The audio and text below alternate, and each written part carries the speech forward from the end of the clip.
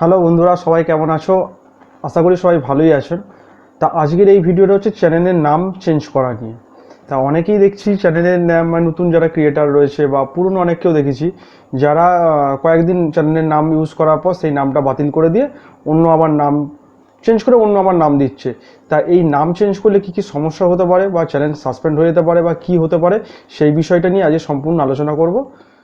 তো আপনারা দেখছেন শুভ টেক বাংলা ইউটিউব চ্যানেল, আপনাদের সাথে আমি আছি শুভ। চলুন তাহলে মূল বিষয়তে আসা যাক। অনেক ইউটিউবারকেই দেখেছি যে দুদিন নাম ইউজ করার পর নামটা চেঞ্জ করে অন্য একটা নাম রাখছে।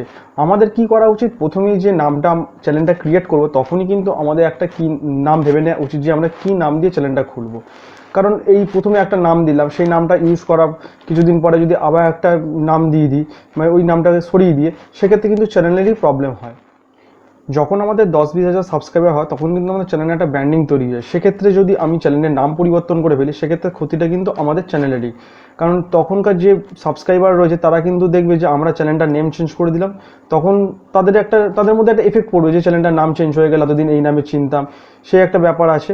আর একটা ব্যাপার হচ্ছে যেটা চ্যানেলের নাম চেঞ্জ করার পর কিন্তু আমাদের চ্যানেলটা সবক্ষণই কিন্তু সাজেস্টের মধ্যে আসবে না। তখন আবার চ্যানেল কিওয়ার্ড চেঞ্জ করতে হবে বা কিছু ভিডিও আপলোড করার পর দেখবেন তারপরে কিন্তু চ্যানেলটা সাজেস্টের মধ্যে আসবে।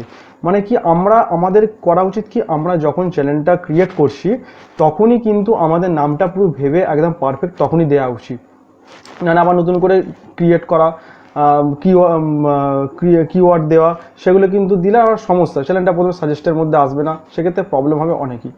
আর সবচেয়ে বড় প্রবলেম যেটা হচ্ছে, যাদের 100K সাবস্ক্রাইবার হয়ে যায় সেক্ষেত্রে কিন্তু একটা তাদের বড় সমস্যা। কিন্তু তখন দেখবেন 100K সাবস্ক্রাইবার হয়ে গেলে তাদের চ্যানেলের পাশে দেখবেন একটা রাইট টিক চলে আসে।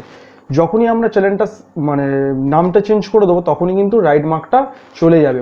আর ভেরিফাইডটা পাওয়ার জন্য ইউটিউবের সঙ্গে কন্ট্যাক্ট করতে হবে, তারা দিল না দিলে তখন কিন্তু আপনি কিছু করার থাকবে না। একাধিকবার চ্যানেলের নাম চেঞ্জ করার ফলে এটা কিন্তু ইউটিউব আমাদের স্প্যামিং হিসেবে ধরতে পারে, সেক্ষেত্রে কিন্তু চ্যানেলটা সাসপেন্ডও করে দিতে পারে।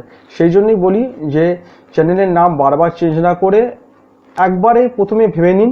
বা আরেকটা হতে পারে যেটা প্রথম যখন আমাদের নতুন চ্যানেল থাকে তখন হয়তো একবার দুবার আমি চেঞ্জ করলেও করতে পারি প্রথম দিকে, কিন্তু পরবর্তীকালে যখন একটা ব্র্যান্ডিং তৈরি হয়ে যাবে তখন চেঞ্জ না করাই ভালো, তাই না? তো চ্যানেলের নাম চেঞ্জ করা নিয়ে এইটুকুই আমার একটা উপদেশ ছিল। তা যদি ভিডিওটা ভালো লেগে থাকে চ্যানেলটা সাবস্ক্রাইব করে বেল আইকনটা অবশ্যই প্রেস করে দেবেন। পরবর্তীকালে এরকমই ভিডিও আপনাদের জন্য নিয়ে আসবো।